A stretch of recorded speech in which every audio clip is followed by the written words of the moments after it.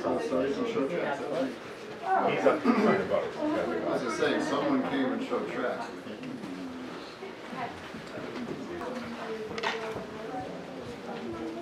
I probably should be closer because the heckling is kind of I'm worried about the song. Okay. Let me collect that. Attending the first ever Saratoga Book Festival.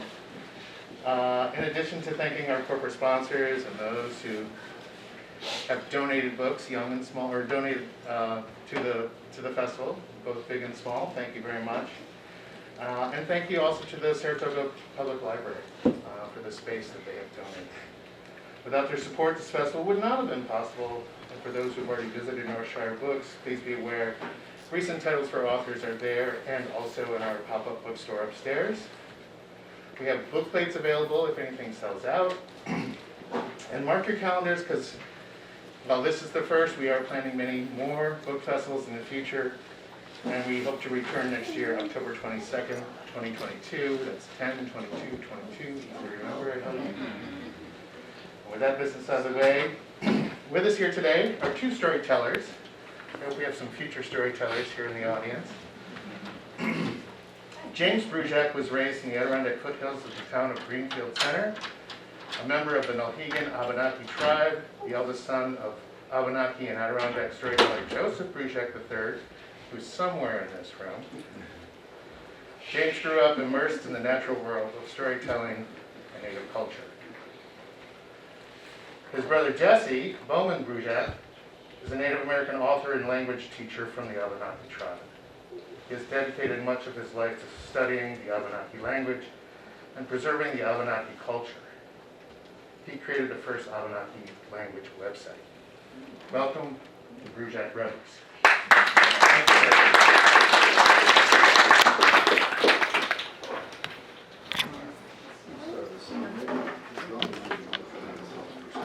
Well, thank you so much. It's really exciting to be part of this, and we had a wonderful first session, but it wasn't as fun as this one is going to be, because this time we get to share both some music, which we did upstairs, and also some stories, which are my brother, and I can speak for him in this. I know there's one of our favorites. We talked about that, and how important these traditional stories are to us because of two reasons.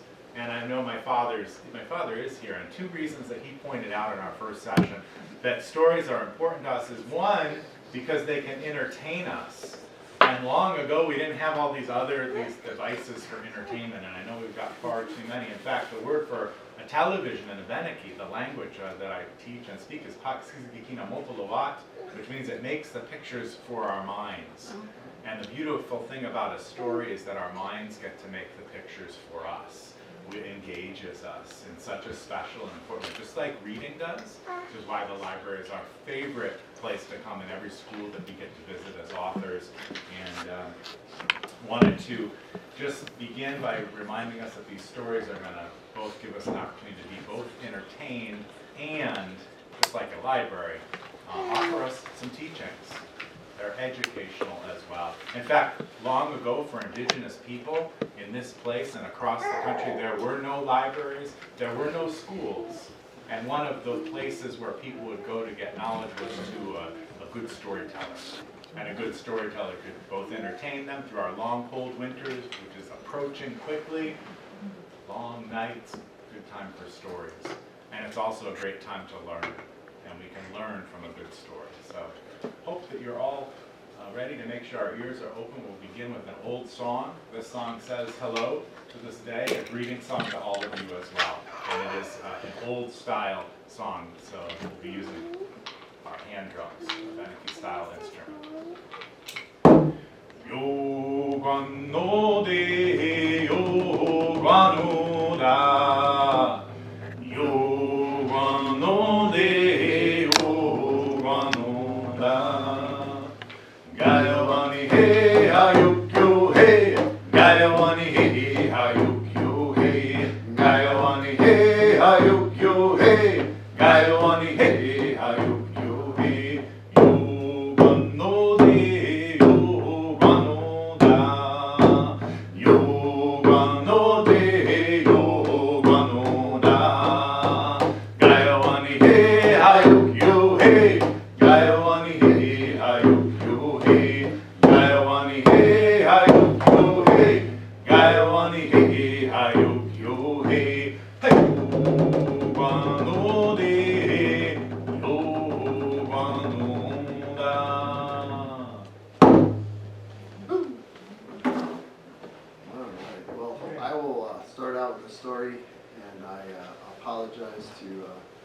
one of my friends in the audience that saw me in the first or second grade, and this very well may be one of the stories you heard. And it's one that's hard not to tell with all ages, because it does show up in one of our more popular books.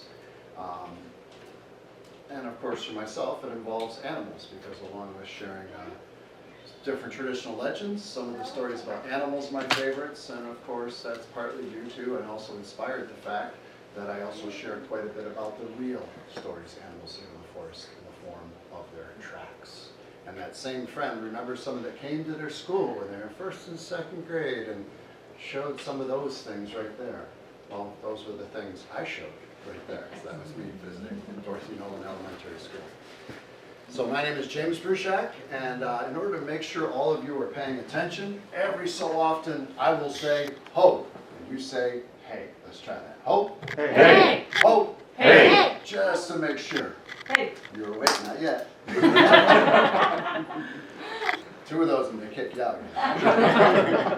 Make sure you're awake and listening. Ho. Hey. All right, well, I'm not going to even show you the cover of this book, so I'm done with the story because the cover kind of gives away the ending a little bit. This is a story about 2 animals. One you know, and one you might not know. But you will know the second animal by the end of this story because it will be changed in some way. The first animal is bear. Now, we all know bear, one of the biggest animals in the forest. The second animal is ground squirrel. You know red squirrel, you know gray squirrel. You may not know ground squirrel, but you will by the end of the story. Hope? Hey. Hey. Now, they say that long ago, the bear used to walk through the forest and brag about himself. Bear would walk through the forest and say these words, I am bear. I am the biggest, I am the strongest animal in the forest. I am bear.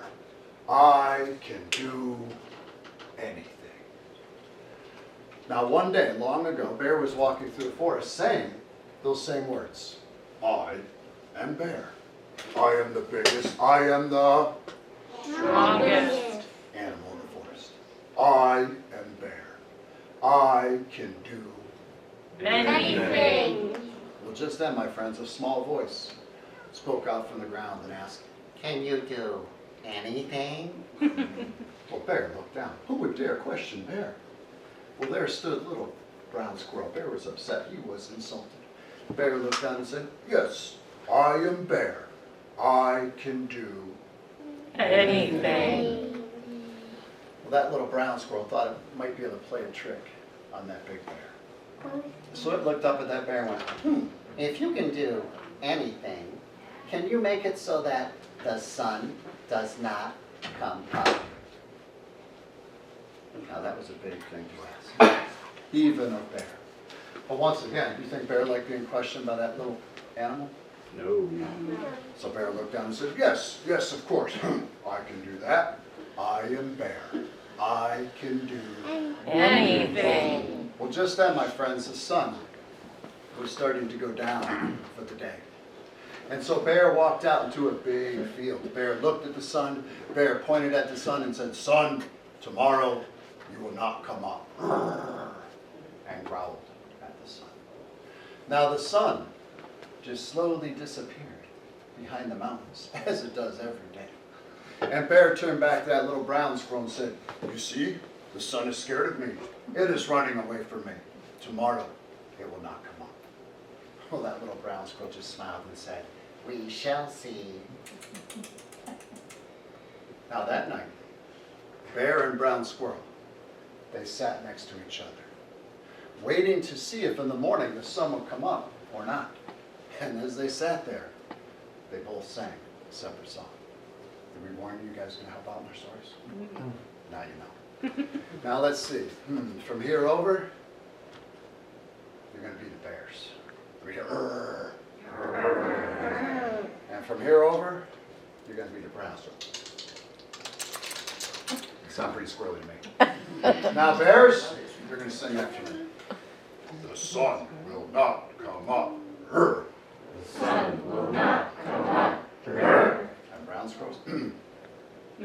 The sun is going to rise. The sun is going to rise. Ooh. Awesome. here's what we're going to do, my friends. Just as those animals did. I'm going to start off the bears. You're going to keep singing. Brown squirrels, I'll help you join in. Both groups will keep singing until I do. Yes, we'll see what happens. All right, ready, bears? Here we go. The sun will not come up. The sun Keep will going. not come Brown up. squirrels. The sun is going to rise. Ooh, the sun is going to rise. Ooh, the sun is going to rise. Ooh, the sun is going to rise. And they sang. Don't worry, we got one more chance. They sang both of those songs all night. And as they sang those songs, different animals began to join in. Moose joined in, deer joined in, wolf joined in, fox joined in, mountain lion joined in, bobcat joined in, hawk joined in, deer joined in, rabbit joined in. Before long, just about every animal in the forest was singing along. Some sang with bear, some sang with brown squirrel. And when it got close to that time, when the sun usually comes up, they all sang just a little bit louder. One more time. The sun will not come up.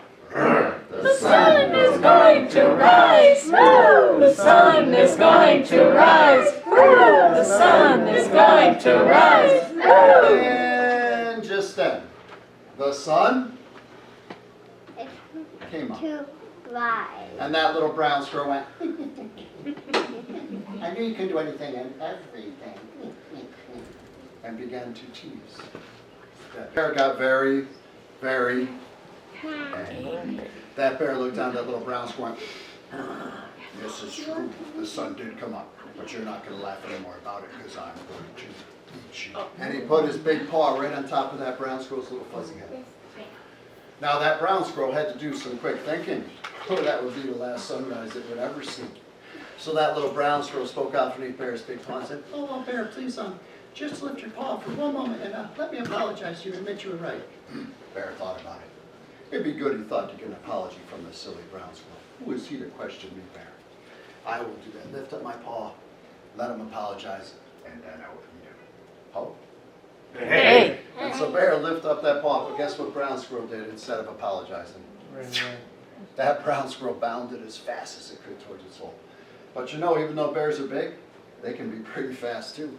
And that bear took one of its paws with those claws and reached right after that brown squirrel. It was just able to yell, claw that brown squirrel down the back. But brown squirrel got away with those claw marks on its back, went down into its hole to hide, and bear could not dig it up. Hope? Hey. Now it was almost winter time when this happened. And what do many animals do during the winter time? They're starting to get ready for this now. What do they do? Hide. Well, that little brown squirrel had all of its food stored for the winter. It just went down that hole, those claw marks on its back, and went to sleep. Meanwhile, Bear, not feeling half as good about himself, ambled off into the forest, looking for a place where he could sleep as well. It was a long winter, and both those animals slept the whole time. And when the springtime came, when the snow finally melted away from the land, that little brown squirrel crawled up out of its hole. It turned around to look at its back, and where those claw marks were from Bear, the hair had grown back with little white stripes. And what little animal was brown squirrel? What little squirrel has stripes down its back? Chipmunk. Ah, yeah. That's how they say, or at least how the story says. Chipmunk got stripes. Hey, I know that book. Yeah. That's not, as far as you know the story. But that's not the end of that story, because when that chipmunk woke up with those new stripes on its back, the sun just happened to be coming up for the day. And that chipmunk got up into a tall tree and began to sing to the rising sun. And you know, you can still hear chipmunk in the morning time singing to the rising sun. And you know what chipmunk's singing in chipmunk language? I'll translate it for you. The sun still comes up. Ooh. The sun still comes up. Ooh. And guess who the last animal is up in the morning? Bear. Because Bear is sick of being reminded that even he can't do anything and everything. Oh, Hey. and after my brother shares the story, I did bring a few tracks with me today. I'll share with one of my friends remembers that. Connected influence. Well, in addition to the hand drums that you got to hear, which are traditional instruments of indigenous people of this region and across the continent, also have flutes, and I brought a flute with me. And my brother mentioned the idea of chipmunks singing for the sunrise, and that song that we sang is actually a greeting song, I said briefly, not only to all of you, but for the new day. The word Abenaki, the nation that we are citizens of, Abenaki speaks of dawn, the dawn land, the place where the sun first rises. And so a song to greet the new day and be thankful for it could be sung by any of us. It could be sung by that chipmunk, but it is often sung by ones who we're going to be missing soon, the sipsak, the songbirds. This time of year, we hear the really noisy ones honking, the omptagwak, the geese as they're flying south. And it is the birds that have inspired the creation of the flute, and most of the music is inspired by the changing of the winds. We say the winds coming now, of course, of winter are blowing in the cold air, the time of stories as Pavun comes, and it's that wind we hear in the flute. That the drum reminds us we all share a heartbeat that we hear in that drum, and that the flute reminds us we all share a circle of breath. And that circle of breath comes in the way of song, and as you heard from my brother, in the way of stories. And it comes to our ears, and in Abenaki, in the language, da is by ear, but da also means by heart and mind. Those things that we hear can go and have an impact on our minds and our hearts. And so I hope that the flute does that, as I just create a song, thinking of some of those songbirds, hoping they have a good journey, and hoping, like that word Abenaki, the idea of dawn, the sun returning, that in spring they'll return to our land again with some of that beautiful music. Until then, we have the flute to remind us of their songs.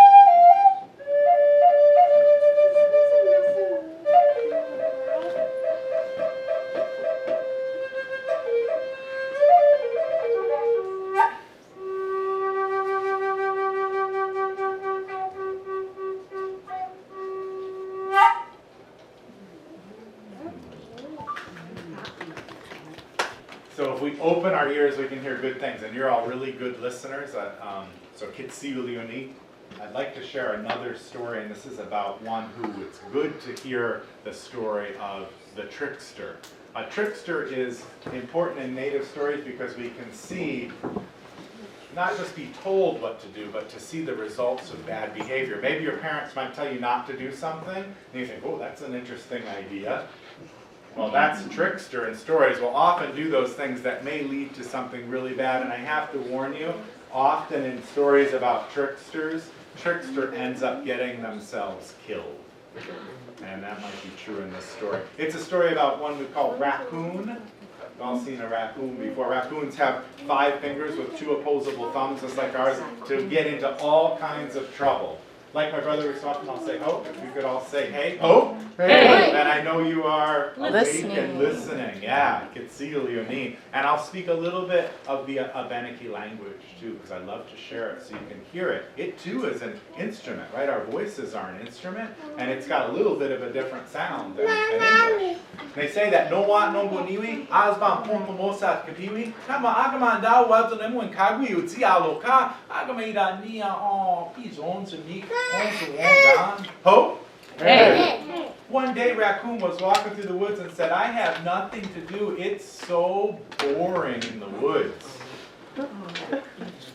And then Osbon remembered, maybe you've said that. It's so boring, especially over the last year or so, and stuck at home and not much to do. Ho! Hey. Well, Osbon was feeling that way. He thought, oh, I've got nothing to do.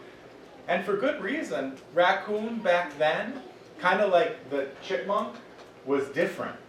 Back then, raccoon had really long legs and a thin body and was faster than any of the creatures in the forest. And raccoon used to love racing all the other animals and would always win. Because raccoon was so well built for running, he would beat everyone, but then he would do something he really shouldn't do. He would start to brag about how good he was when he was a bad winner. And he would make fun of the animals he raced. Do you think he ended up with any friends? No. Raccoon was lonely and bored because he treated everybody so badly, but he still had his ears. He remembered what his grandmother said, to listen. And he started to listen and he heard a sound off in the distance like that flute. He followed his ears and he came to a tree, and there in the tree was a Wawonwi Sibs, a bluebird. And I'm really happy to say that the bluebirds are returning to our land. Those of you who know songbirds, they haven't been here for a long time. So to see them and to hear them is a real gift. Ho! Hey! And raccoon loved it. Oh, he listened to that music, and then when it stopped, he said, "Kwai, kwai, hello. Kakadi papi spiwinia? Would you like to come down and play with me?" Now it was spring. That bluebird had just returned and was sitting on an azasa, a nest with Oanal, and said, "Onda, no, I'm a mother and I have to take care of my children, protect them and sit on this nest. I have no time to play with you. Besides, raccoon, I know who you are. You're a trickster, and you'll probably just sneak up here and eat my eggs." And raccoon looked up, "Ho!" Hey! and said, "You can't blame me if playing makes me hungry." Well, that bluebird was smart, and you should all be smart like bluebird and not play with a trickster. When you see trickster coming, go the other way, and raccoon knew that he had to move on. And so instead of using his ears, he opened up his eyes and saw way off in the distance, in fact up on top of a hill, a wadso, there was someone standing. And raccoon decided, I'm so fast, I'll climb the top of that mountain and go visit who's ever standing up there. And sure enough, raccoon could run so fast, raccoon made it to the top of the mountain in no time at all, and was standing not right next to a great big person, but what was actually a great big rock.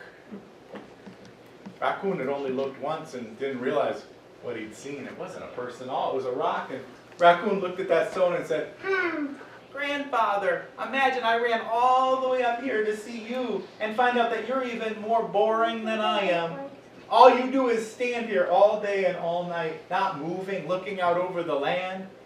Raccoon looked down at his hands and said, "I think I can help you." Raccoon put his hands on that rock and began to guagwana, to push. And that stone started to move and started to say something in rock language. It said, "Kokunk," which means, I'm going to roll soon. Osman knew rock language and said, "Oh, and I'm going to help," and pushed again, and that stone said, "Kokunk," as it fell right over, and it started saying, "Ba-boom, ba-boom, ba-boom, ba-boom, ba-boom," as it rolled right down the side of the mountain. Raccoon was so excited, he wasn't bored at all, but he felt a little challenged by that stone. He said, "Grandfather, you think you're faster than me?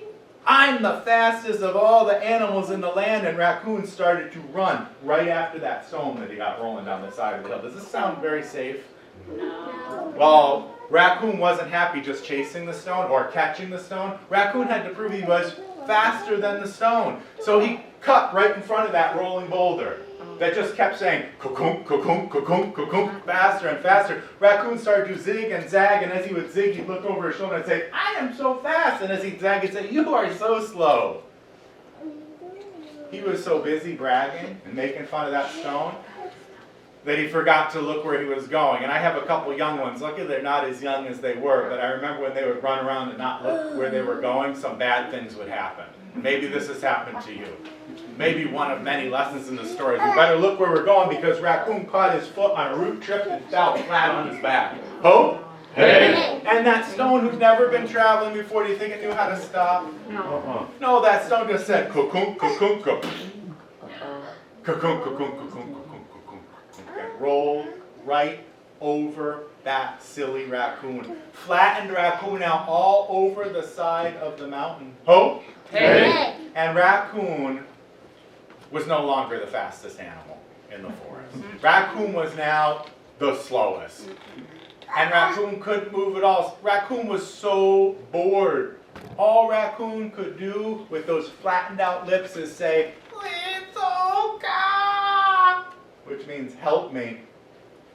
And people could hear that thin voice, but no one came to help.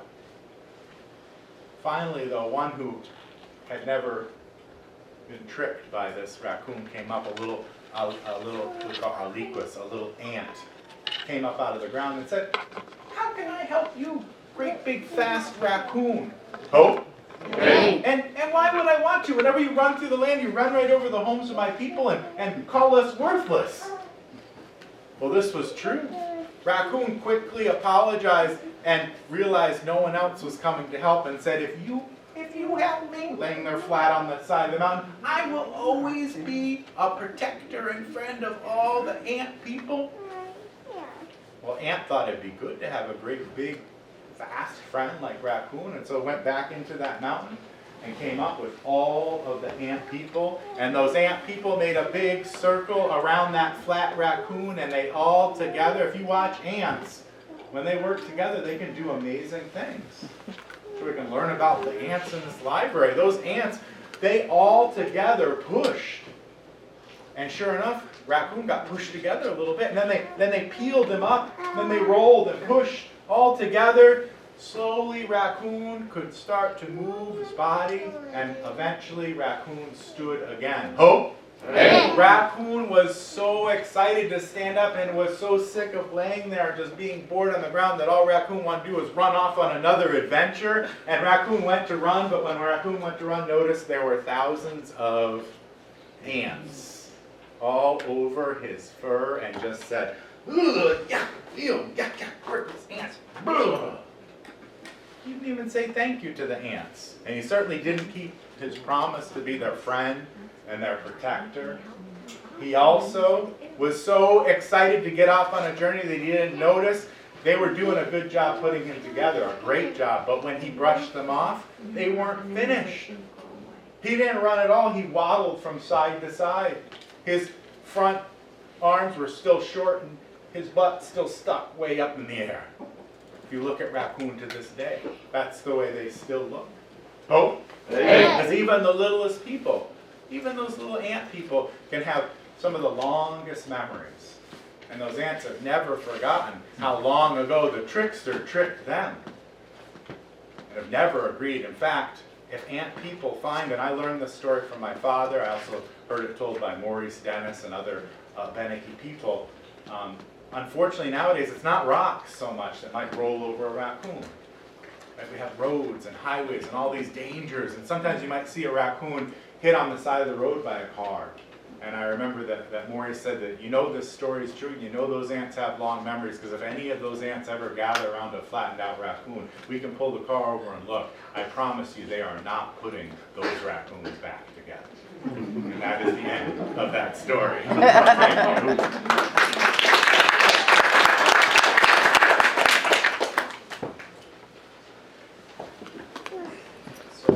Along with sharing the traditional stories, I also teach people how to read the real stories animals live in the forest in the form of their tracks and other clues. Several books on animal tracking out already. I'm working on a brand new series, the Trails and Tales of North America, focusing on different North American mammals and not just the biological information about those animals, but also native connections, legends, American history, as well as physical evidence left by those animals, including their tracks. First off, I had these books come out with my friend and mentor, Dr. James Halfpenny, in the Scats and Tracks series. And they're pocket guides, these little books you can stick in your pocket and bring in the woods and learn about some of the clues. Now, 2 clues are mentioned on the cover of these books. There are many more. Tracks and scats. Now, y'all know what tracks are. How many of you know what scats are? Anybody know a nice way to describe what a scat is? Is a nice way? You can use the keyword. Poop. Animal poop. Now, once in a while when I'm in school and I say that I have a book with poop in it, not actual poop, that'd be gross, but pictures of scat instead, you will. Actual pictures of scat. Sometimes a kid might say, "This is Bruchac, why did you write a book about poo?" And it's a good question. But to a tracker, it's an easy answer, because trackers are kind of like wilderness detectives. We go to the woods, right, looking for different clues animals leave for us and try to figure out what what it is, what it was doing, when it was there.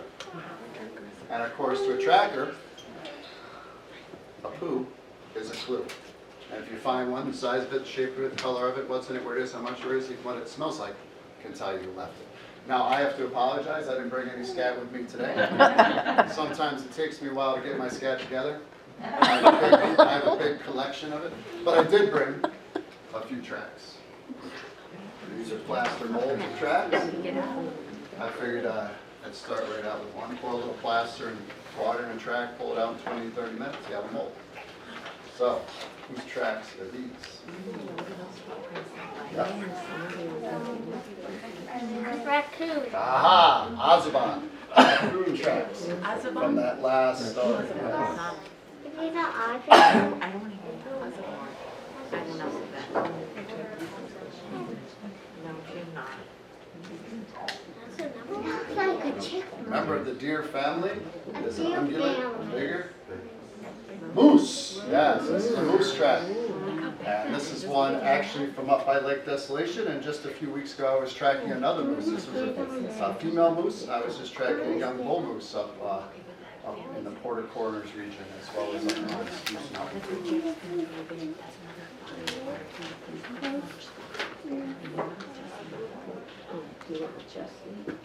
This is one related to when you might have at home. Wolf. They might eat a rabbit. Wolf. Good. Yes. Large canine. This is a wolf track. This is one I tracked in Yellowstone, where I've done a lot of my tracking of wolves over the years. Former alpha male of the since long gone Druid Peak Pack in Lamar Valley. Nice wolf track. 4 toes, symmetrical, claws show, triangular.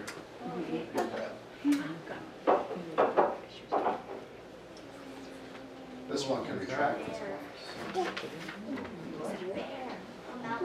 Ah, good. Good cat. Mountain lion track. This one's from Colorado. Uneven toes, teardrop-shaped toes. Hammer-shaped pattern. So there is a track of a cougar, mountain lion, catamount, Patola, long tail. One more. Whose track is this? Bear. Chipmunk. Oh, sorry. This is a track of a bear. So imagine if that story was true, those would be the claws and longer that would have made chipmunk stripes. Because actually, this is the rear foot of a bear with the straight across toes, evenly arched, wedge-shaped pad, full plantigrade heel. And bears have an interesting clue we mentioned in our earlier lecture. Bears actually have their big toe on the outside of their foot and their little toe on the inside. Their feet are the opposite of ours. Is there a legend for that you know? You know what? I wasn't going to tell it, but now I have to. Somehow I hold this up and I was like, I'm not going to tell that story. So that's again. that's the right foot? Yeah, this would be, we'll look at it. This, no. What, can I sit back in my Oh, Left foot. Left rear foot. I want to sit back in my And I get into more differences in the front tracks, especially out west, and how to tell the difference between different bears, like black bear versus grizzly bear. And actually, the first book in the Trails and Tales series I'm working on is on grizzly bears. What's our bear population? We only have grizzly bunnies, not grizzly bears. What's our bear population? I don't know actual numbers, but we have a fair share of black bears around here. I've tracked quite a few just over the last few weeks. I don't know actual numbers right now because they fluctuate, but we have a very healthy bear population. And if you have a bird feeder or feed any animals outside, they may come pay you a visit if they haven't already. So, how did bears' feet get to be that way?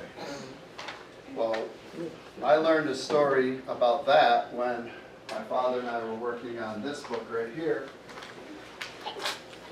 The Girl Who Helped Thunder, which is a collection of a dozen different traditional stories from across the country.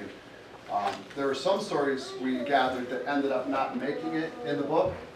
And this is one of those stories, but boy, it made it into my storytelling because people are always asking, how did that come to be?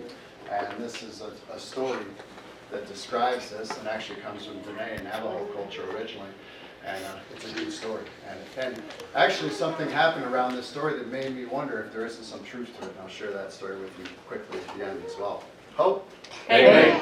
And as it goes, it said that long ago, the animals were playing a moccasin game. And in a moccasin game, you get a moccasin, a shoe, a leather shoe, right? You get at least 4 of them, and you put a stone in one of those shoes. And then you mix it up, and you try to guess which shoe it's in. Well, the animals were gathered playing this game, and guess whose moccasins they decided to use? Bear. Big feet, big moccasins, perfect for a moccasin game. So they had all 4 of Bear's moccasins on the ground mixed up with a stone, hidden in one of them. And the animals, they were gathered round, they were making bets on which shoe they thought it was in. Elk thought it was in the upper left, porcupine bottom right, weasel bottom left, going back and forth. Well, all of a sudden, well, out in the forest that day, wasn't by coincidence, were the Omenbach, were human beings. And they were out looking for animals because they wanted to hunt the animals. And they came upon a bunch of tracks. And all of these tracks of various animals were going to one place. You know where those tracks were headed? They were all headed to that game.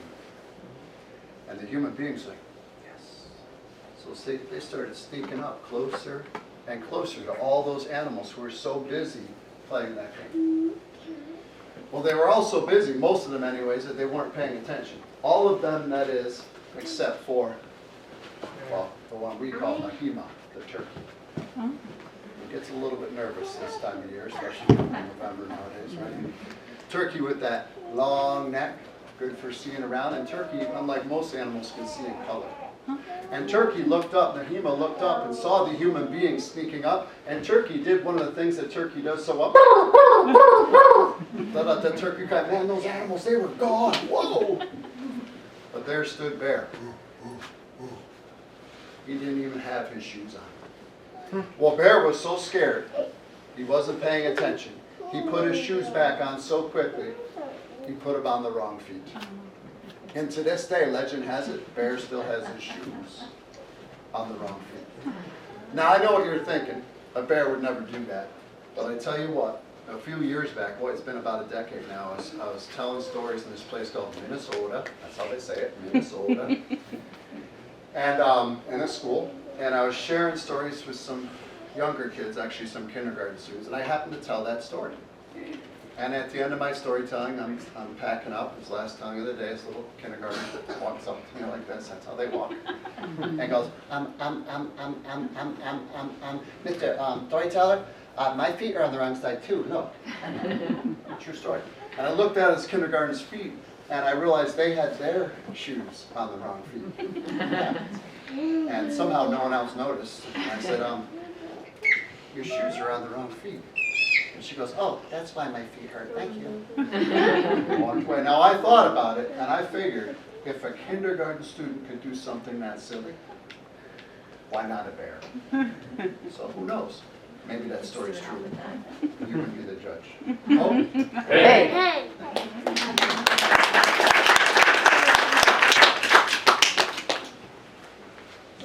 We all know a little bit of the Abenaki language, which is similar to the Mohican language that was the original language of Saratoga Springs. They're both very closely related Algonquian languages. And when my brother said moccasin, moccasin comes from Algonquian languages. It literally means mock is to cover. Maksa is my blanket. In maksa, mock is covering, and sin is your foot. A foot covering, moccasin. So a good word, like many words you may not realize, that comes from the original languages of this place. What words mean is something that has inspired me to want to learn more about the Abenaki language, but it was also discussion, and has been a discussion between many people and even animals, and I'd like to tell a story about one of those discussions when two animals met. In fact, one of them was the trickster raccoon, Osban, who has a name, Osban. And what does Osban mean? Right? It has a meaning. Osban, it means raccoon, beyond raccoon. And Osban was walking through the woods and met another animal. And I will tell you that many animal names, moose, comes from the Abenaki language, moose. Caribou, makolibu, is also an Abenaki word. Many animals, chickadee, bird, gitsagigi, comes from Abenaki. Hope? Hey. I would like to tell this story to you, so you'll have to do your very best listening, I'm going to tell you this story in Abenaki and see how much you can understand. I'm not going to tell it in English, but I promise you it talks about raccoon meeting another animal and wondering both why they are named the way they're named. And we'll talk a little bit about it together after, because maybe you'll get it. But they say that one, hold on, Tazaguda, Azban, Pompomosat Kapiwi, Ta Unami Hons Sagong. Taagama Ida, Kwai, Alwani Kia, Indi Louisi Azban. Ta Skunk Ida. Oh, Kwai, Indi Louisi Skunk. Ta Azban Idam. Skunk. Skunk. Kia, Weaselungan, Skunk, Kakli, Watsi, Aloisiani, Ta Skunky da, Akwi na dodama we ni na dodama kawangan ni wombi ni domba, Kanwa Azmani da, oh, in dear Louisi Azmani da mo, in the Losa Nabi, Zisibo, Tani Kirinam Kia, Weaselungan Idamo. Ta skunk ida akwi na dodamawi mina kanwa azban taolawiyo. Liula damana namitli kagwi kia wizwongan skunk kanwa skunk ida. Onda akwi na dodamawi mina kanwa yauda azban na dodamawa agama. Oh liula damana namitli akwi sa ida honzi. Kagli wazi wizwongan skunk. Ta skunky down. So we kanwa wonza mawik ni domba ta skunk quilbo sa ta sigonli we ta udomkana usogana ta azbani da ta skunk idam Ta azmanida. Oh, madzi mongwa, pita ta azman matsina. Nialis. Ta skunk, ligadahit kapiwi. La la la la la. Anagita ni doko, azman doko. Oh, awani madzi mongwazit. Awani madzi mongwazit. Kia da uli mongwazit. Oh, nia madzi mongwazit. Ta azman, kizoma hon uzisibo, taolawi yo. Kizaba ado, wielzi. Askamat, pamgiska. Agama uwazunem madzi mongwa. Wielzia. Nialets. And that is the end of that story. Understand any of it? Yeah, there was a. Who was in the story? Yeah. A skunk. Skunk. Yeah. And does anybody know what skunk means from that story? Yeah. Skunk means it has a long tail. No, anybody? Smell. There's something about the tail. Smell. Yeah, I did show the tail got lifted up. Anybody know what skunk means? Yeah. Spray. Spray. Spray. It's the event of spraying. When you say sagum, you're saying the sprayer. And Raccoon said, "Why is your name the sprayer?" And Skunk was very polite and said, "You don't want to know. You don't need to ask me why I'm called the sprayer." But Osman is a trickster and does not take no for an answer and asked 4 times. "Please, just tell me, why are you called the sprayer?" Made fun of his name. It's a silly name. Why would you be called that? And Skunk said, "Sure. Wawonzamawik," another word that we all now use for a telephone. It means the one that warns you. Wawonzamawik is a word for a telephone. I learned this from an elder when I was first learning to speak fluently. Cecile Anolet said we called it the warner because the only time the phone would ring in the community was when there was something happening. Somebody died or there was a war or something, and then click, click, click, click.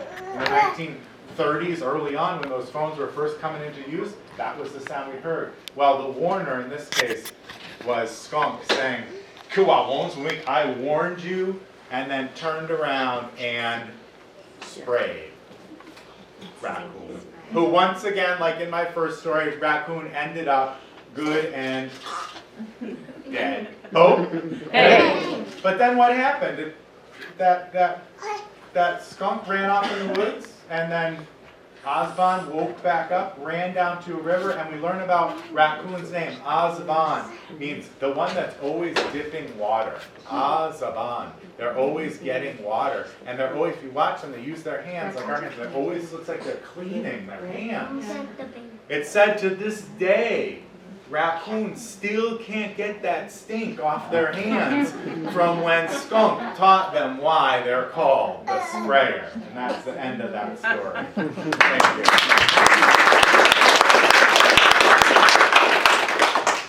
All right, I guess we'll do one more story, and since we have some older kids in here, I guess even a sneak preview, but not too much in that direction. So every year we put on our annual Scary Story Night, usually right around Halloween time. This year it's on the 30th, the night before Halloween. It will be a Zoom presentation again this year, partly because we found out we reached so many more people around the country. And right now, to do it in person and have it in Zoom would be logistically very challenging, so we decided to stick with just Zoom. It was either that or do it outside. So we're going to do one more just Zoom, although we're going to continue to also broadcast our story times all over the country. That's one of the positive things that have come out. We've expanded our audience quite a bit. So at the end, we can tell you some information if anybody wants to see it. And the event starts with semi-scary stories and then gets really, really scary. So I'm going to share one of the semi ones, and this is one I'll share in schools with all ages, but it's still got some parts in it that all ages can enjoy. And within it, there's one of the biggest monsters that comes from the Haudenosaunee Iroquois tradition, known as a stone giant.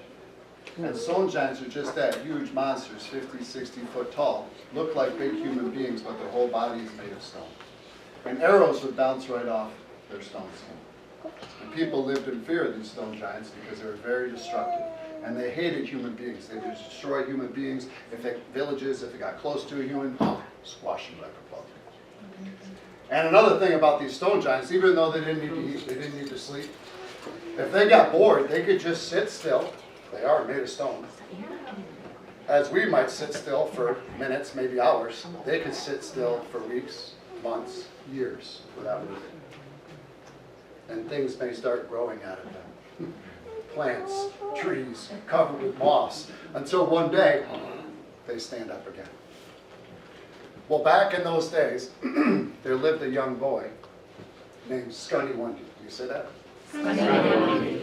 And Scunny Wundy did many things. In fact, there's a whole other story that is based on his name, He Who Crosses the Creek. But this is a different story.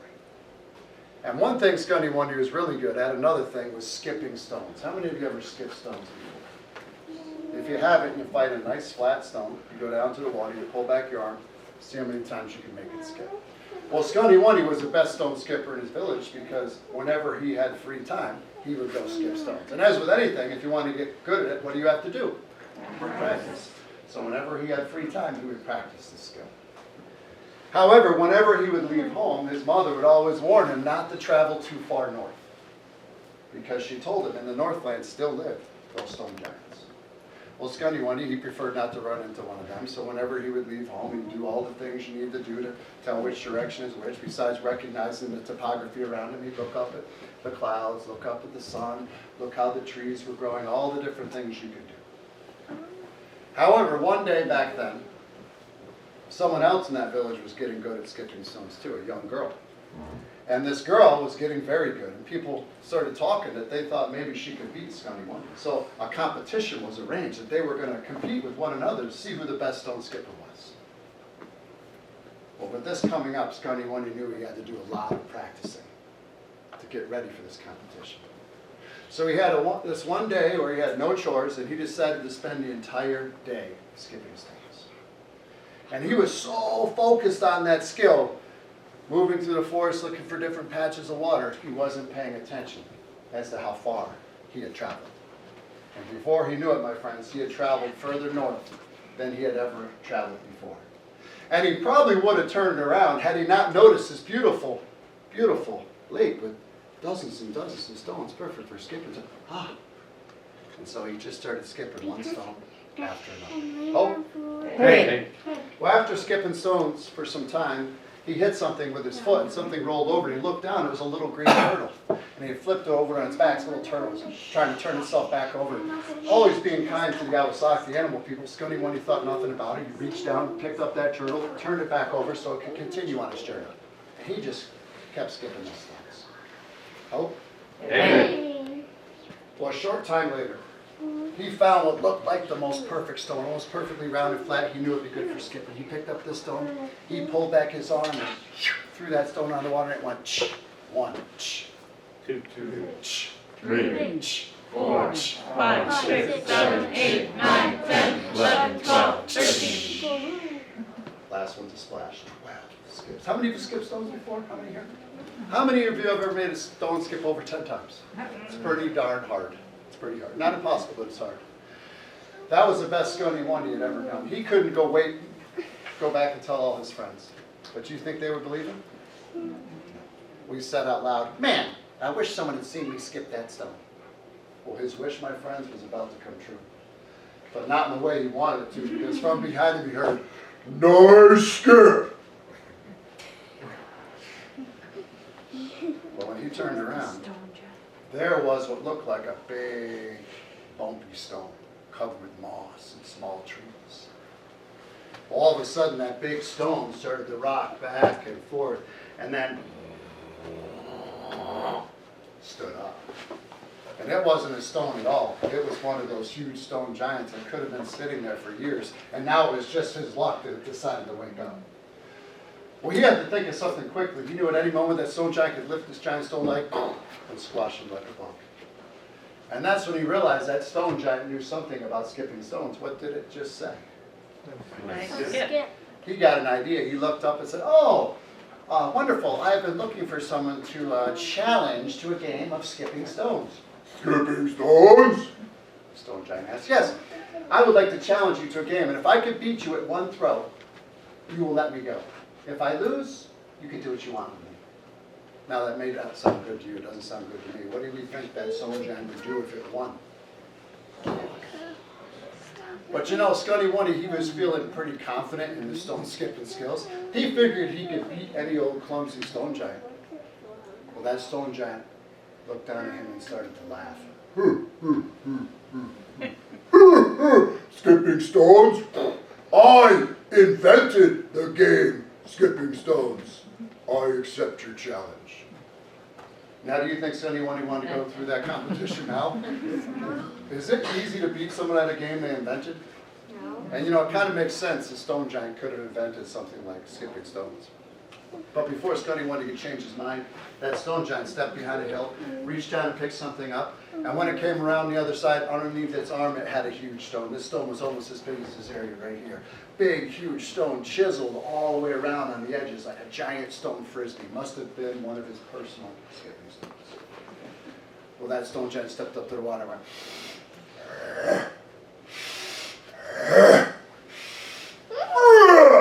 and threw that stone in the water and went, 1, 2, 3, 4, 5, 6, 7, 8, 9, 10, 11, 12, 13, 14, 15, 16, 17, 18, 19. 18 giant skips. What was Scunny One's best? 12. He needed to find the best skipping stone ever. He was looking and looking. What happens to all the good stones after you've been skipping for a while? They're gone. That last good stone, my friends, is the last good stone. All that were left were little pebbles, 2, 3 skips at most. Well, Scunny One, he thought all was lost. He thought that was it. And all of a sudden he heard, "Pick me, Scunny One. I will help you beat the stone giant. Pick me, pick me, pick me." And he looked down, and there was that little green turtle he had helped moments before. It obviously wanted to help him, probably also because those stone giants, they step on everything, including a lot of little green turtles.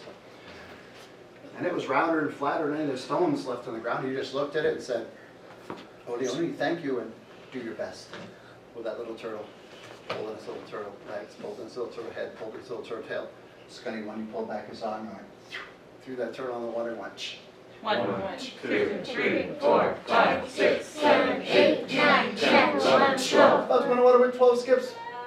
Not enough, but just then that little turtle threw its little legs out of that shell and began to skim on the water. 13, 14, 15, 16, 17, 18, 19. slipped in the water for no less than 20 skims. And some skims, of course, thus destroying the evidence as well. Who had just won that competition? Scandi Wendy. Well, he looked up at that stone giant and said, well, looks like I won fair and square. And that stone giant had never lost at anything before, much less a game it had invented. But it didn't say anything. Instead, it just looked down at Scandi Wendy and went like this.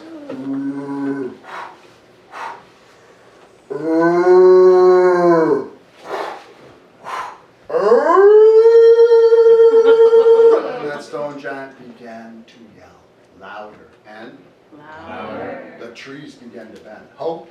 Hey. The earth began to shake. Hope. Hey.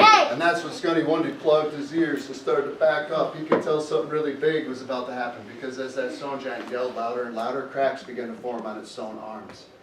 Cracks on its stone legs. Cracks on its stone body. And that's when that stone giant took a huge deep breath and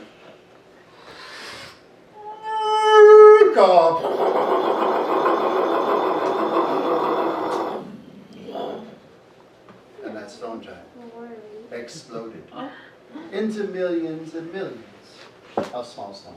Most of them, my friends, just perfect for skipping. And the only part of that stone giant that fell off in one big piece was its big stone head. And it just went kaboom, kaboom, kaboom, slash. It landed in the water, half in, Half up. and legend has it, to this day, somewhere along the edge of the big lake still sits that stone giant's head. And if you ever happen to find a big stone, looks like a big stone head, on the anniversary of that competition so long ago, they say that you might see one eye open on that stone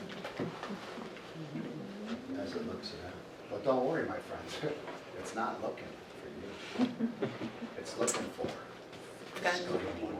hoping someday to get a rematch. Hope? Hey. Thank you.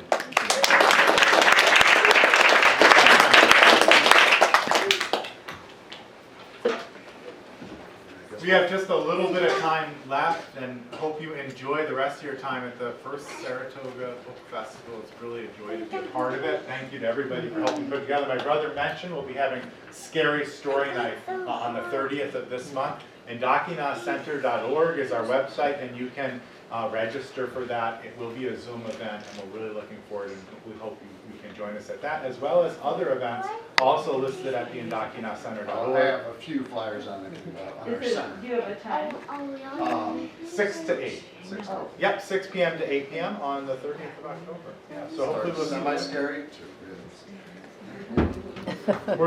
We opened up with a song. We're gonna leave you with a song, and this song says thank you to all of you. Reminds us of this time of year, the harvest time. Why we have Thanksgiving now is that we all come together as communities to be thankful for the work that we put in the spring when we planted the gardens, and then we get to harvest and enjoy them all together. So this is a song giving thanks to the good harvest. Hey go, hey gane, quail hey, quail hey, guanalia guanude, guanalia guanude, guanalia guanudana hey, oh.